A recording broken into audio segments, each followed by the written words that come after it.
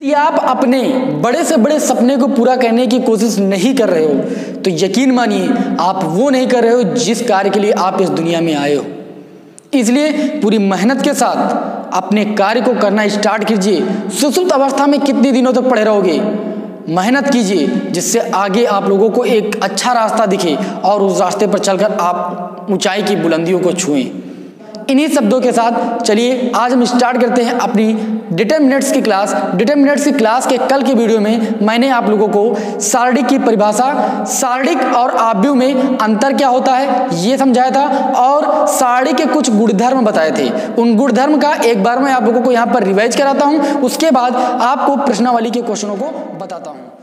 तो सारणिक के गुणधर्म में आप लोगों को सारणिक का पहला गुणधर्म हमने बताया था कि यदि किसी सारणिक की किसी भी पंक्ति या स्तंभ के प्रत्येक अवयव शून्य हो तो उस सारणिक का मान शून्य होता है। देखिए मैं आप लोगों को यहाँ पर समझा रहा हूँ। सारणिक को हमने कहा था दो समांतर लाइनों से व्यक्त करते हैं। यहाँ पर मान लीजिए A1, B1, C1, A2, B2, C2 और उसके बाद तीसरी रो में 0 0 0 दिया है।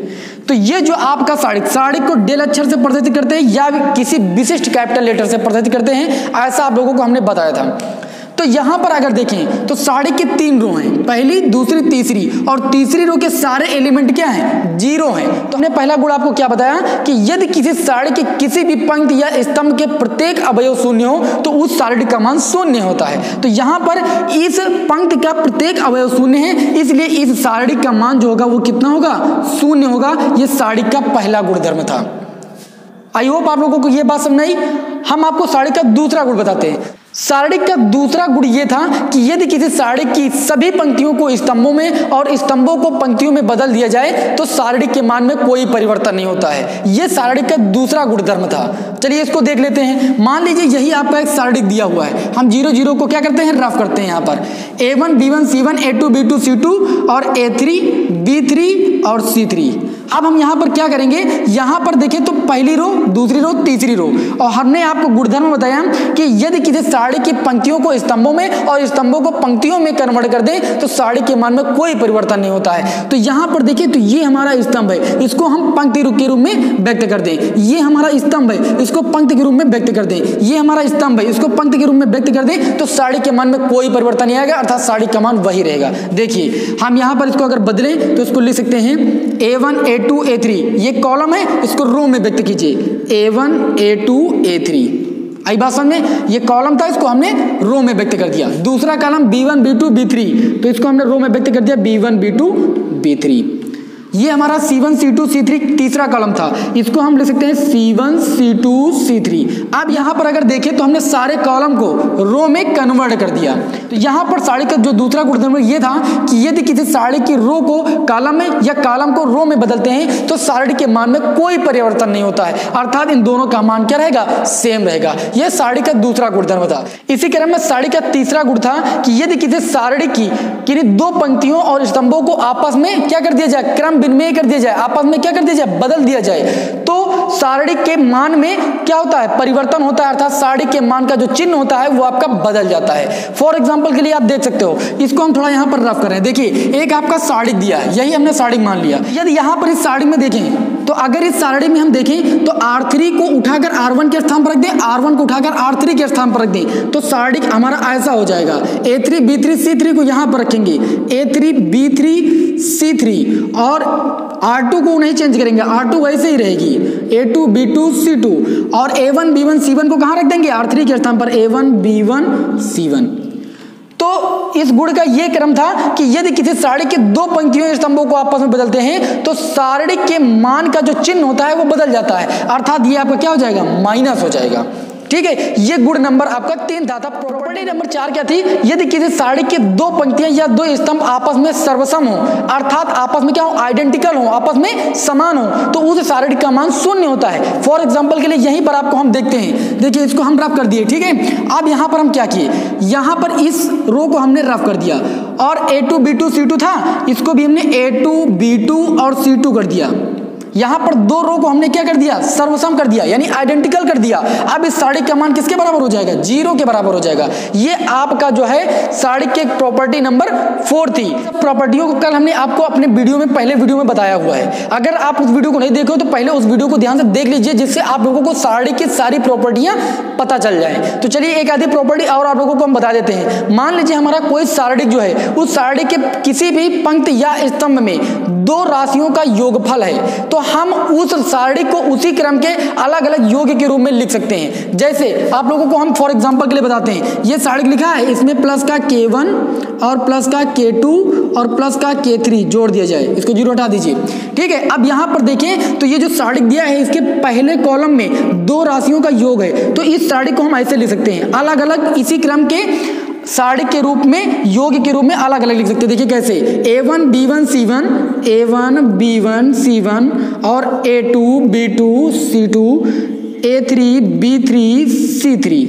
आई बात समझ में, यानी अलग अलग करना, यहां से प्लस लगा है, आप प्लस लगाइए। अब यहां से ले लीजिए K1 K2 K3 और वो वाले पद आप वैसे उतार लीजिए, B1 C1 B2 C2 B3 C3।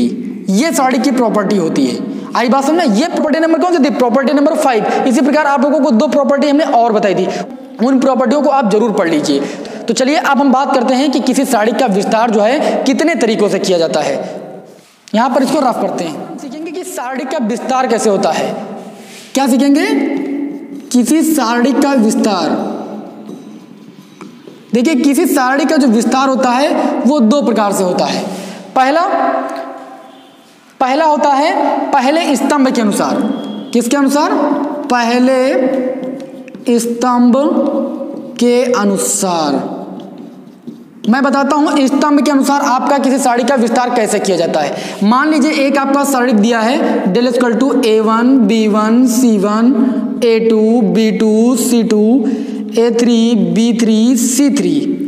अब यहां पर अगर बोल दिया जाए कि पहले स्तंभ के सापेक्ष क्या कीजिए, इस सारणी का विस्तार कीजिए, या C2 के सापेक्ष विस्तार कीजिए, या C3 के सापेक्ष विस्तार कीजिए। और हमेशा याद रखना, विस्तार उसी स्तंभ या पंक्ति के सापेक्ष किया जाता है जिस पंक्ति में शून्य अवयव या छोटे अवयवों की संख्या अधिक होती है। ठीक, अब अगर यहां पर हम बात करें A1 A2 A3, ये पहला कॉलम हुआ, B1 B2 B3 ये दूसरा कॉलम हुआ, C2 C1 C2 C3 ये तीसरा कॉलम हुआ, इसको हम C3 नाम देंगे। तो यहां पर हम पहले स्तंभ के सापेक्ष आप लोगों को प्रसार करके दिखाते हैं। क्या लिखेंगे हम यहां पर, C1 के सापेक्ष प्रसार करने पर। क्या लिखेंगे, C1 के सापेक्ष प्रसार करने पर, प्रसार करने पर। अब C1 के सापेक्ष प्रसार करेंगे तो एकदम ध्यान से देखना, एकदम कॉन्सेप्ट आप लोगों को क्लियर आ जाएगा। किसी भी सारणी क्वेश्चन को आप बहुत ही आसान के साथ सॉल्व करोगे। देखिए तो यहां पर हमें C1 के सापेक्ष क्या करना है, प्रसार करना है। C1 के अवयव देखें तो A1 A2 A3 है। ठीक है, तो यहां पर पहले आप जो है चिन्ह बना लीजिए, प्लस माइनस प्लस। अगर पहला प्लस तो दूसरा माइनस, फिर तीसरा फिर प्लस, प्लस माइनस प्लस, ऐसा क्रम होता है सारणी का। तो यहां पर अगर हम C1 के सापेक्ष प्रसार करेंगे तो C1 के 3 एलिमेंट है, A1 A2 A3। तो जब हम A1 लेंगे, क्या लेंगे, A1 लेंगे, फिर सारणी बनाएंगे हम। ठीक है, जब A1 लेंगे तो देखेंगे A1 किस कॉलम में है, इस कॉलम में, इसको छोड़ देंगे। A1 किस रो में, इस रो में, इसको छोड़ देंगे। अब बचा क्या आपका, बचा B2 C2 और क्या बचा, B3 और C3। आई बात समझ में। तो A1 प्लस के साथ लेना था, फिर माइनस लगाइए क्योंकि दूसरे पद पर आएंगे हम। ठीक है, इसी क्रम में दूसरे पद पर आएंगे। अब दूसरा पद हमारा है A2, दूसरा सारणी बनाएंगे। A2 देखिए तो इस रो में है और इस कॉलम में है, तो बचा क्या आपका B1 C1, लिख लीजिए B1 C1 और क्या बचा B3 C3। आई बात समझ में। अब तीसरा एलिमेंट जो है हमारा वो है A3। तो A3 को देखते हैं, इसको रफ कर देते हैं। वैसे A3 हमारा इस रो में है और इस कॉलम में है, तो हम यहाँ पर A3 हमारा प्लस का, पहले आप A3 लिखिए प्लस का, फिर आप एक सारणी बनाइए। क्या बचा, B1 C1 B2 C2, तो यहाँ पर लिख देंगे B1 C1 B2 C2। ये बात समझ में आई। अब इसको अगर आपको थोड़ा सा प्रसार करना है, यानी इसको सॉल्व करना है, तो कैसे सॉल्व करोगे, A1 ब्रैकेट लगाइए, इसका मल्टीप्लाई आपको पहले करना है B2 C3, फिर माइनस लगाइए B3 C2, B3 C2। ठीक है, फिर इसका आप देखिए मल्टीप्लाई कीजिए, माइनस का हो जाएगा A2 ब्रैकेट लगाइए, C3 का मल्टीप्लाई B1 से हो जाएगा तो हो जाएगा B1 C3, माइनस लगाइए B3 का मल्टीप्लाई C1 से हो जाएगा तो हो जाएगा C1 B3। ये बात समझ में आ रही है ना। फिर इसी प्रकार इसका प्रसार करेंगे तो ये आपका हो जाएगा A3, ब्रेकेट लगाएंगे, C2 का मल्टीप्लाई B1 से होगा, B1 C2 माइनस लगाइए, B2 का मल्टीप्लाई C1 से करोगे तो हो जाएगा C1 B2। इस प्रकार आपको किसी भी सारणी का क्या करना है, प्रसार करना है। किसके सापेक्ष, स्तंभ के सापेक्ष। इसी प्रकार आप जो है दूसरे कॉलम के सापेक्ष भी प्रसार कर सकते थे, तो दूसरे कॉलम के आप एलिमेंट लेते, फिर तीसरे कॉलम के सापेक्ष भी प्रसार कर सकते हो। आपको जहां पर भी सुविधा लगे, जिस स्तंभ के सापेक्ष प्रसार करने में सुविधा लगे कि उसको आसानी के साथ सॉल्व किया जा सकता है, आप उस स्तंभ के सापेक्ष प्रसार आसानी के साथ कर सकते हैं। तो ये पहला तरीका था, पहले स्तंभ के सापेक्ष प्रसार करना। अब आपको हम बताते हैं कि पहली पंक्ति के सापेक्ष कैसे विस्तार करते हैं। इसे आप भी बोलेंगे हम और आपको प्रसार करके दिखाएंगे। चलिए इसको हम थोड़ा सा रफ करते हैं। यहां पर पहली पंक्ति के सापेक्ष, पहले पंक्ति के सापेक्ष, ठीक है, पहली पंक्ति के सापेक्ष। अब यहां पर अगर पहली पंक्ति लेंगे यानी R1 हमारी कौन सी है, ये पंक्ति A1 B1 C1, ठीक है, तो यहां प्लस लगाएंगे, यहां माइनस लगाएंगे, यहां पर प्लस लगाएंगे। ये आप लोगों को तरीका बता रहे हैं जिससे आप भूलने ना पाओ, ठीक है। अब जब देखें तो पहली रो में हमारे 3 एलिमेंट A1 B1 C1, तो हम पहले A1 लिखेंगे, A1 हमारा प्लस का है, ठीक है, फिर सारणिक बनाएंगे। तो A1 देखिए किस रो में, इस रो में, इस कॉलम में, इतना छोड़ देंगे, क्या बचा हमारा B2 C2 B3 और C3। आई बात समझ में। फिर दूसरा एलिमेंट देखिए तो दूसरा, अब इसको रफ कर दे, ठीक है, इसको आपको हल्का हल्का दिमाग में समझाने के लिए बता रहे हैं, ठीक है। यहां पर आपको ये जो निशान बनाते हैं वो आपको समझाने के लिए बनाते हैं, ठीक है। फिर उसके बाद माइनस लगा, माइनस लगाइए, B1 लिख लीजिए, सारणिक बनाइए।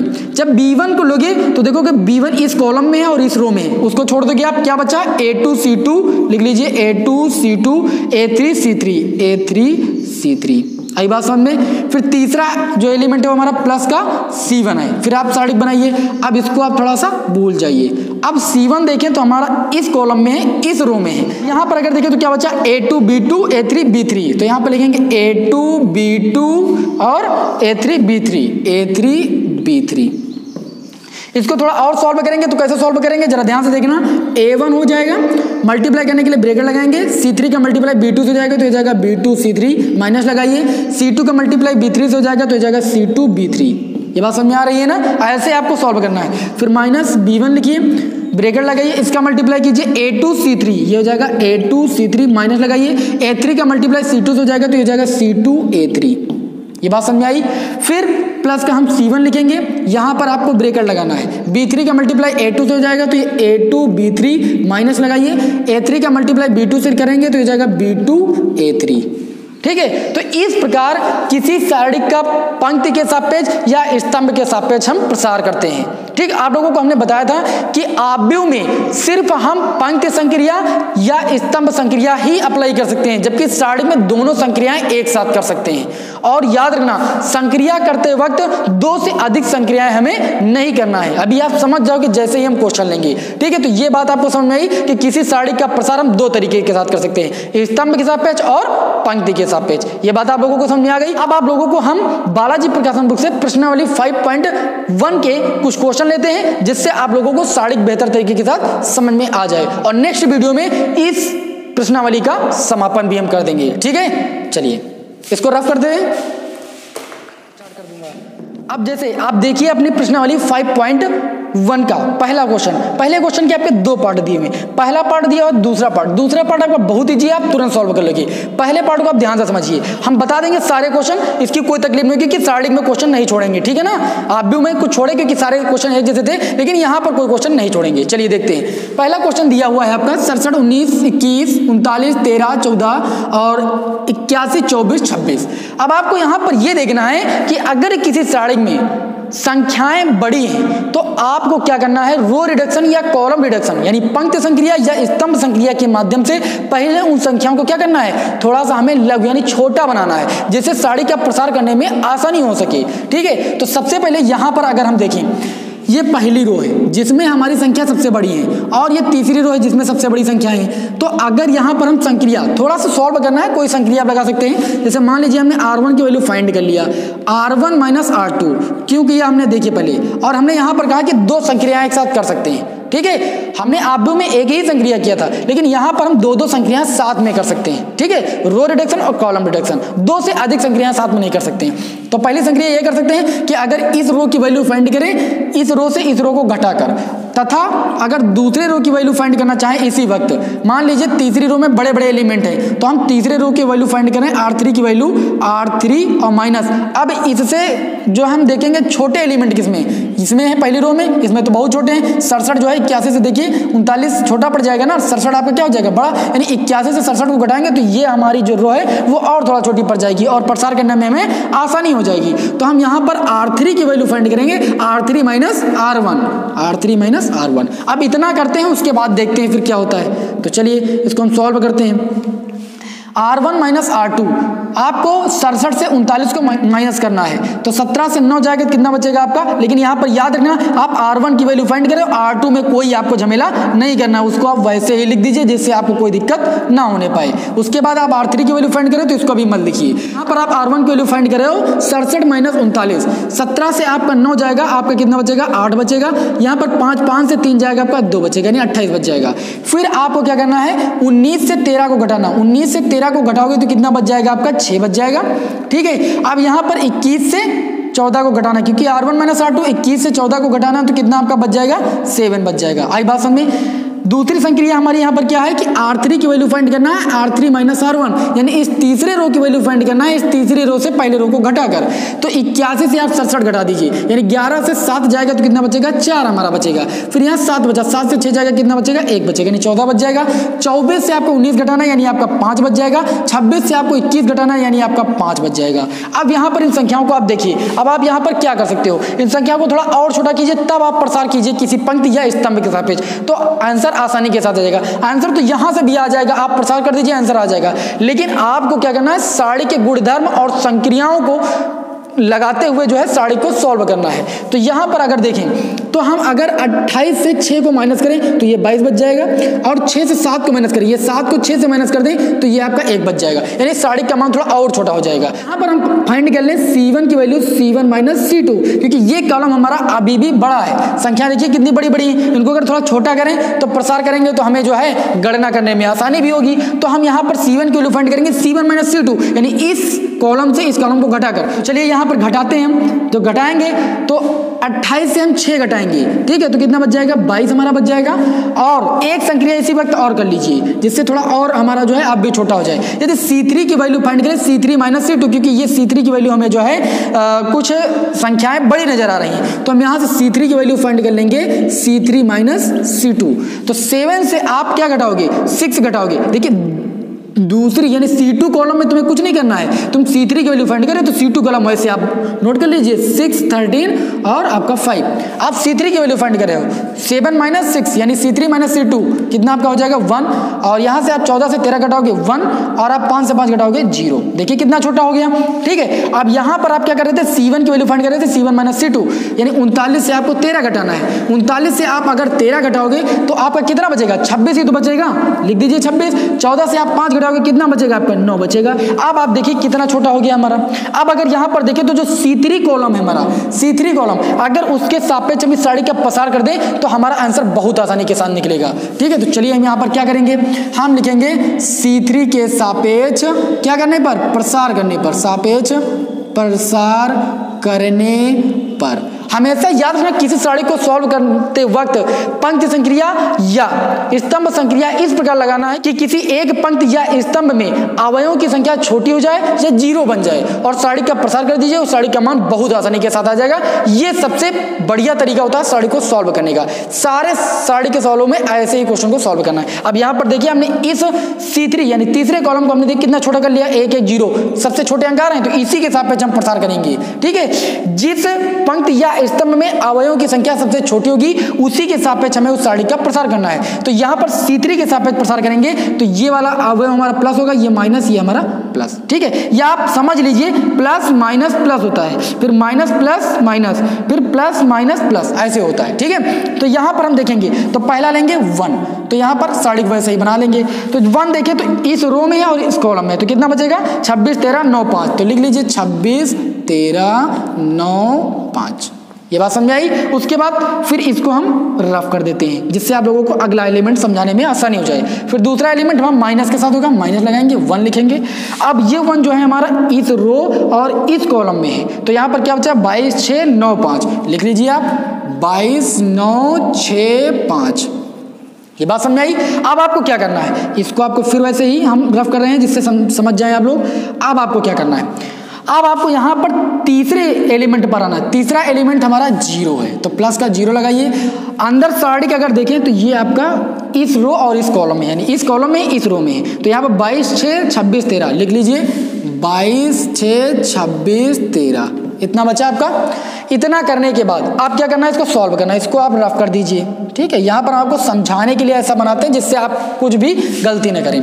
तो 1 लिखिए, ब्रेकेट लगाइए, 5 का मल्टीप्लाई 26 करना है, 6 पंचे 30, हासिल आया 3, 5 दूनी 10 10 3 13, माइनस लगाइए, इसका मल्टीप्लाई से कीजिए, 13 9 ये कितना होता है, 117 होता है, ठीक है। -1 लिखिए, फिर आप इसको सॉल्व कीजिए, 22 पंचे कितना होता है, 110 होता है, माइनस लगाइए, 6 9 कितना होता है, 54 होता है। और यहाँ पर आप +0 लिखिए, ब्रेकेट को सॉल्व कर लीजिए, इसको आप सॉल्व करो चाहे ना सॉल्व करो, ये वैसे भी आपका 0 ही आएगा, ठीक है। हमने गुणा करके लिख दिया है, वो वैसे भी 0 आएगा, क्योंकि किसी भी संख्या का गुणा हम 0 से करते हैं तो वो 0 ही आता है। तो यहाँ से अगर देखें तो 1 लिखा है, ब्रेकेट के अंदर सॉल्व करेंगे, 130 से 117 जाएगा, आपका 13 बचेगा। बात समझ में आ रही है ना। फिर यहाँ पर -1 लगा, माइनस लगाएंगे, तो 10 से 54 को माइनस करना है। अगर देखें तो 10 से 4 जाएगा, कितना बचेगा 6, यहाँ पर 10 से 5 जाएगा, कितना बचेगा 5, यानी 56 आपका बच जाएगा। इसको सॉल्व कीजिए, 13 एकम कितना हो जाएगा 13, -56 एकम कितना हो जाएगा 56। 13 से आप 56 को माइनस कीजिए, माइनस का आंसर आ गया, क्योंकि माइनस का 56 जो है बड़ी संख्या है, तो 56 से आप 13 को माइनस करोगे तो आपका कितना बचेगा, आपका बचेगा 43। कितना बचेगा, 43 बचेगा। तो यहाँ पर इस साड़ी का मान कितना हो जाएगा, -43। देखिए कितनी आसानी के साथ हमने साड़ी को सॉल्व किया। अभी नेक्स्ट क्वेश्चन लेंगे, आपको एकदम बेहतर तरीके के साथ समझ में आ जाएगा। लेकिन आप लोग क्या कीजिए कि आप लोग कॉपी और पेन साथ में लेकर बैठा कीजिए, जिससे आप लोग पूरा मेथड समझते चलें। चलिए इसको हम रफ करते हैं, फिर अपने नेक्स्ट क्वेश्चन की ओर चलते हैं। इसी प्रश्नावली के पहले का दूसरा पार्ट आपका क्वेश्चन देखिए ध्यान से, साड़ी दिया जो कि यूपी बोर्ड 2011 में पूछा गया है। इस क्वेश्चन को कैसे सॉल्व करना जरा देखिए। क्वेश्चन आपके सामने लिखा हुआ है, ठीक। अब यहाँ पर देखें तो आपको पहले अंकों को देखना है कि किस रो या कॉलम में अंकों की संख्या सबसे छोटी है। तो यहाँ पर अगर देखें तो 1 0 0 सबसे छोटी संख्याएं जो है इस कॉलम में C1 में, तो यहाँ पर आपको घटाने की कोई जरूरत नहीं, रो संक्रिया या कॉलम संक्रिया आपको लगाने की कोई जरूरत नहीं है। यहाँ पर ऐसे ही आप क्या कर दीजिए, जिस कॉलम में अवयवों की संख्या छोटी हो उसी के साथ प्रसार कर दीजिए, आपका आंसर आ जाएगा। क्योंकि यहाँ पर तो पहले से ही आपका जो अवयव का मान है वो छोटा है, अब 0 से ज्यादा तो छोटा हो नहीं सकता है। तो हम क्या करेंगे, यहाँ पर लिखेंगे C1 के सापेक्ष क्या करने पर, प्रसार करने पर। तो अब हम C1 के सापेक्ष यहाँ पर प्रसार करेंगे, तो 1 लिखेंगे और एक क्या करेंगे, साड़ी बना लेंगे। अब 1 देखें तो हमारा इस कॉलम में है और इस रो में है, तो बचा क्या yx, लिखिए yx, और क्या बचा x² y², लिखिए x² y²। फिर माइनस चिन्ह के साथ आप 0 लोगे और अंदर ये एलिमेंट को वैसे ही लिखोगे। अब 0 अगर देखें तो हमारा इस रो में और इस कॉलम में है, तो ये आपका xy हो जाएगा, बच जाएगा, और x² y² लिख लीजिए। फिर तीसरा एलिमेंट हमारा 0 है, प्लस लगाइए 0। फिर साड़ी को देखिए ध्यान से आप, तो 0 अगर हम देखें तो इसी कॉलम में है और रो कौन सी है, तीसरी, तो यहाँ पर क्या बचेगा xy yx, लिख लीजिए xy और yx।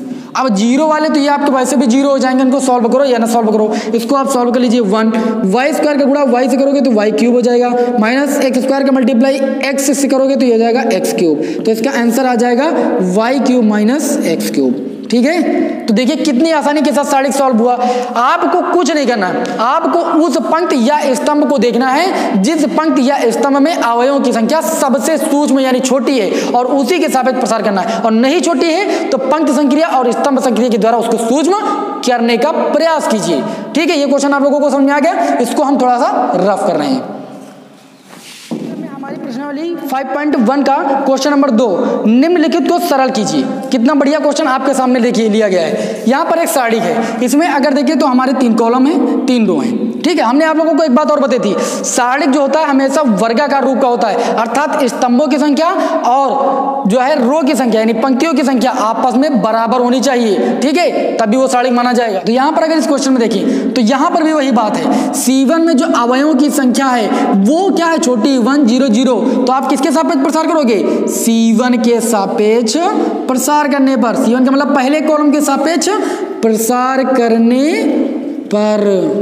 तो जब आप पहले कॉलम के सापेक्ष प्रसार करोगे तो पहले यहाँ प्लस लगाइए, माइनस प्लस, उस कॉलम के सारे एलिमेंट को पहले प्लस माइनस प्लस पहले आप आइडेंटिफाई कर लीजिए। उसके बाद अब पहले एलिमेंट को लीजिए, तो पहला एलिमेंट इस रो इस कॉलम में है तो 1 लगाइए। आप एक साड़ी बनाइए, देखिए कितना छूट रहा है, cos x sin y लिख लीजिए, cos x sin y। और क्या आपका बच रहा है, आपका बच रहा है sin x cos y। आई बात समझ में। फिर दूसरा एलिमेंट हमारा माइनस का 0, ठीक है। अब माइनस का जो 0 है वो इस कॉलम में है और इस रो में है, ठीक है। तो क्या बचा, x y sine x cos x. तो यहाँ पर आपका बचेगा एक्स वाई साइन एक्स और कॉस वाई, ठीक है। इसी प्रकार तीसरे पर आ जाइए, तो तीसरा जो हमारा एलिमेंट है वो इसी कॉलम में है और तीसरी रो में है, तो ठीक है। यहाँ पर हम लिखेंगे प्लस का 0 और साड़िक बना लेंगे, एक्स वाई बचा, कॉस एक्स साइन वाई बचा, एक्स वाई बचा, कॉस एक्स और आपका साइन वाई बचा। आई बात समझ में। अब यहाँ पर अगर हम देखें तो इसको सॉल्व करेंगे तो ये जाएगा 1, ठीक है। इसको ब्रैकेट लगाएंगे, कॉस वाई का मल्टीप्लाई कॉस एक्स से करेंगे तो ये जाएगा cos x cos y, minus लगाएंगे साइन एक्स का मल्टीप्लाई साइन वाई से करेंगे तो ये जाएगा sine x into sine y. और बाकी इधर सारे आपके क्या हो जाएंगे, 0 हो जाएंगे, क्योंकि किसी भी संख्या का गुणा हम 0 से करेंगे तो वो 0 ही तो होता है। अब यहाँ पर देखें तो cos x into cos y minus sine x into sine y, ये फार्मूला होता है हमारा cos x प्लस वाई का। cos a प्लस बी का फार्मूला पड़ा होगा cos a into cos b minus sine into sine b, वही चीज यहाँ पर लिखी है cos a into cos b minus sine into sine b. तो यहाँ पर ये हो जाएगा cos a plus b, a के स्थान पर x और y के स्थान पर यानी b के स्थान पर y। तो यहाँ पर इस क्वेश्चन का आंसर क्या हो जाएगा, cos x प्लस वाई। आई बात समझ में। कितने इजी क्वेश्चन है, आप थोड़ा समझने का प्रयास कीजिए। आप अपनी हार पहले से ही मान लेते हो क्वेश्चन को देखकर। चलिए इसको हम रब कर रहे हैं फिर, ठीक है, इसको नोट कर लीजिए। इसी क्रम में हमारा इस प्रश्नावली का क्वेश्चन नंबर आपका 3 का पहला पार्ट आपके सामने लिखा हुआ है। देखिए 13, 16, 19, 14, 17, 20, 15, 18, 21, ये एक साड़िक दिया, इन्होंने कहा सिद्ध कीजिए कि साड़िक का मान 0 के बराबर होगा। तो कल के वीडियो में भी हमने आप लोगों को साड़िकों के गुण के बारे में बताया था और आज के वीडियो में भी हमने आप लोगों को 5 गुण बताए, जिसमें से 2 गुण ऐसे बताए थे जिसमें साड़िक का मान 0 होता है। पहला गुण ये बताया था, यदि किसी साड़ी की किसी पंक्ति या स्तंभ का प्रत्येक अवयव क्या हो, 0 हो, यानी एक कोई साड़ी को उसके किसी एक पंक्ति या स्तंभ का प्रत्येक अवयव 0 हो तो साड़ी का मान 0 होता है, ठीक है। पहली कंडीशन ये थी। दूसरी कंडीशन ये थी कि यदि कोई साड़िक दिया हो, उस साड़िक के किसी 2 पंक्ति या स्तंभ के अवयव आपस में क्या हो, सेम हो, तो साड़ी का मान सेम मतलब जो है 0 होता है। तो अगर उन 2 गुणों में से कोई गुण मैच करता है तो यहां पर उस गुण को लगाकर साड़ी का मान 0 के बराबर दिखा देंगे, या आप सॉल्व करोगे तब भी 0 आएगा, कोई दिक्कत नहीं है, ठीक है। तो यहां पर अगर हम देखें तो 13, 14, 15 इन तीनों संख्याओं के मध्य कितने का अंतर है, 1 का अंतर है। 16, 17, 18 1 का अंतर है। 19, 20, 21 1 का अंतर है कि नहीं। तो यहां पर हम क्या करें, यहां पर यदि हम R1 की वैल्यू फाइंड करें R2 माइनस R1 से, क्योंकि ये बड़ी संख्या है इसलिए इससे उसको माइनस कर रहे हैं, आप उससे उसको भी माइनस कर सकते हो, कोई दिक्कत नहीं है, ठीक है। और इसी प्रकार हम R3 की वैल्यू फाइंड कर लें R3 माइनस R2 से, ठीक है। तो यहां पर अगर हम देखें तो या आप R3 की वैल्यू नहीं फाइंड करना चाहते हो, R2 की वैल्यू भी फाइंड कर सकते हो, कोई दिक्कत नहीं। आप R2 की वैल्यू फाइंड कर लीजिए R3 माइनस R2 से, तब भी सही है, कोई दिक्कत नहीं। आप कोई भी संक्रिया लगाइए लेकिन नियमबद्ध तरीके से लगाइए। तो चलिए देखते हैं यहां पर हम, ठीक है, ज्ञात करेंगे R1 की वैल्यू R2 माइनस R1। 14 से 13 को घटाकर कितना बचेगा आपका 1, क्योंकि R1 की वैल्यू फाइंड करें ना पहली संक्रिया में। 17 से 16 घटाएंगे 1, 20 से 19 घटाएंगे 1। इसी प्रकार अब हम R2 की वैल्यू फाइंड करें R3 से R2 को घटाकर। 15 से 14 घटाएंगे 1, 18 से 17 घटाएंगे 1, 21 से 20 घटाएंगे कितना बचेगा 1, और आपका 15, 18, 21 ये आपकी तीसरी रो आपकी वैसे ही रहेगी। अब यहां पर बात करें तो हमने सारणिक की प्रॉपर्टी नंबर अभी 4 पढ़ी है। क्या पढ़ी है कि यदि किसी सारणिक की किन्हीं 2 पंक्तियों स्तंभों का मान आपस में क्या हो, आइडेंटिकल हो, सर्वसम हो, आपस में बराबर हो, तो उस सारणिक का मान क्या होता है, 0 होता है। तो यहां पर अगर आप देखें तो आप लिखोगे चूंकि सारणिक की 2 पंक्तियां आपस में बराबर हैं, क्या लिखोगे, चूंकि सारणिक की 2 पंक्तियां आपस में क्या है, सर्वसम है, तो सारणिक का मान क्या होगा, 0 होगा। क्या होगा, 0 होगा। और यही चीज आपको क्या करनी थी, प्रूव करनी थी। आ गई ना पूरी बात समझ में। इसी प्रकार अपना इसका दूसरा पार्ट भी देख लीजिए। दूसरा पार्ट आपके सामने मैं यहाँ पर रफ करके लिख रहा हूँ, जरा ध्यान से देखना, इसको आप नोट कर लीजिए। दूसरा पार्ट अगर ध्यान से हम देखें तो दूसरा पार्ट हमारा ये दिया हुआ है, एक सारणी दिया हुआ है 1 1 1 1 1 प्लस एक्स 1 1 1 1 प्लस वाई, ठीक है, इक्वल टू आपको सिद्ध करना है एक्स वाई। तो यहां पर अगर देखें तो बहुत ही प्यारा सा हमारा जो है डिटर्मिनेंट दिया हुआ है, इसको सॉल्व करना है आपको by using row reduction and column reduction, यानी पंक्ति संक्रिया और स्तंभ संक्रिया के माध्यम से। तो सबसे पहले अगर यहां पर देखें तो यहां पर 1 1 1 है। अगर हम क्या करें, अगर हम R1 की वैल्यू फाइंड करें R1 माइनस R2 तो एक जीरो बन जाएगा, और R2 की वैल्यू फाइंड करें R2 माइनस R3 तब भी जीरो बन जाएगा। या आप ऐसा भी कर सकते हो, C1 की वैल्यू फाइंड करो C1 माइनस C2 तब भी आपको वैल्यू फाइंड हो जाएगी। कोई भी आप रिडक्शन अपना सकते हो। चलिए हम यहाँ पर C1 अपना देते हैं। C1 की वैल्यू भी हम निकाले, अभी तक R1 R2 कर रहे हैं, ठीक है। C1 की वैल्यू फाइंड करें C1 माइनस C2, यानी पहले कॉलम की वैल्यू फाइंड करें पहले कॉलम को दूसरे कॉलम से घटाकर, तथा दूसरी संख्या इसी वक्त कर लें, अगर C2 की वैल्यू फाइंड कर लें C2 माइनस C3, यानी दूसरे कॉलम की वैल्यू फाइंड करें दूसरे कॉलम को तीसरे कॉलम से घटाकर। अब यहाँ पर तीसरा नहीं स्टेप कर देना कि इससे इसको भी घटा दो, क्योंकि तीन संक्रियाएं एक साथ किसी सारणी में नहीं की जा सकती है। तो दो संक्रियाएं यहाँ पर हमने की, चलिए इसको सॉल्व करते हैं। 1 से 1 जाएगा 0, 1 से 1 माइनस x जाएगा तो ये माइनस का x बच जाएगा, 1 से 1 जाएगा 0, फिर C2 की वैल्यू फाइंड करना है, इससे इसको घटाकर 1 से 1 जाएगा 0, 1 प्लस x से 1 जाएगा तो ये आपका x बच जाएगा, और 1 से 1 प्लस y जाएगा तो ये माइनस का y बच जाएगा। देखिए 1 माइनस लगाओगे तो अंदर के सारे चिन्ह बदल जाएंगे, ठीक है। अब तीसरे कॉलम आपको वैसे लिखना 1 1 1 प्लस y। अब आप चाहो तो यहाँ पर प्रसार भी कर सकते हो, प्रसार तो करोगे ही, क्योंकि एक रो में आपके 2 जीरो बन गए हैं, और जब 2 जीरो मैक्सिमम बन जाए बस उस रो के सापेक्ष क्या कर दीजिए, आप उस सारणी का प्रसार कर दीजिए, उस सारणी का मान जो है आसानी के साथ आ जाएगा। तो R1 रो में अगर देखें तो हमारे 2 जीरो हैं, तो हम यहाँ पर क्या करेंगे, R1 के सापेक्ष प्रसार करने पर, तो R1 के सापेक्ष प्रसार करेंगे तो इसको प्लस, इसको माइनस, इसको प्लस। अब इसको लीजिए चाहे ना लीजिए, क्योंकि इसका मान तो वैसे भी जीरो आएगा। आप डायरेक्ट यहाँ पर 1 को ही ले लीजिए और उसके बाद सारणी बना दीजिए। अब 1 देखें तो इस रो में इस कॉलम में है, तो इतना छूट जाएगा, आपका बचेगा क्या, माइनस का x और x 0 माइनस का y, इतना बचेगा। इसको सॉल्व करोगे तो देखिए ये 1 हुआ, माइनस वाई का मल्टीप्लाई माइनस एक्स से होगा तो ये आपका एक्स वाई हो जाएगा, प्लस का माइनस लगा देंगे, 0 का मल्टीप्लाई एक्स से करेंगे तो ये आपका 0 हो जाएगा, एक्स वाई का मल्टीप्लाई 1 से करेंगे तो ये आपका एक्स वाई हो जाएगा। तो ये इस क्वेश्चन का हो जाएगा आंसर, और आपको यही चीज RHS में क्या करना था, प्रूव करनी थी, ठीक है। तो देखिए कितने आसान क्वेश्चन है आपके डिटर्मिनेंट्स के। आप सोचोगे तो क्वेश्चन बड़े हैं, अगर आप सोचोगे तो बहुत हल्के हैं, ठीक है। मन के हारे हार है, मन के जीते जीत है, इस सूक्त को आप अपनाइए। तो इस क्वेश्चन को रफ करते हैं। मैंने आप सभी लोगों को साड़ी की प्रॉपर्टियों के बारे में रूबरू कराया, और साड़ी के कुछ प्रॉब्लम्स को लेकर उन प्रॉपर्टियों का यूज बताया कि कैसे किसी साड़ी के प्रॉब्लम्स में साड़ी की प्रॉपर्टी का यूज होता है, और साड़ी को हम कैसे इजीली सॉल्व कर सकते हैं। तो वीडियो आपको कैसा लगा आप कमेंट के माध्यम से जरूर हमें बताना, और इसी प्रकार आप हमारे चैनल पर बने रहिए, क्योंकि आगे की एक्सरसाइज को मैं इसी प्रकार से बताने वाला हूँ। सारी प्रॉब्लम्स को बताऊंगा, एक एक क्वेश्चन को सॉल्व करना बताऊंगा। जाइएगा कहीं पर नहीं, बने रहना हमारे चैनल पर। मिलते हैं आपको नेक्स्ट वीडियो में, तब तक के लिए जय हिंद जय भारत।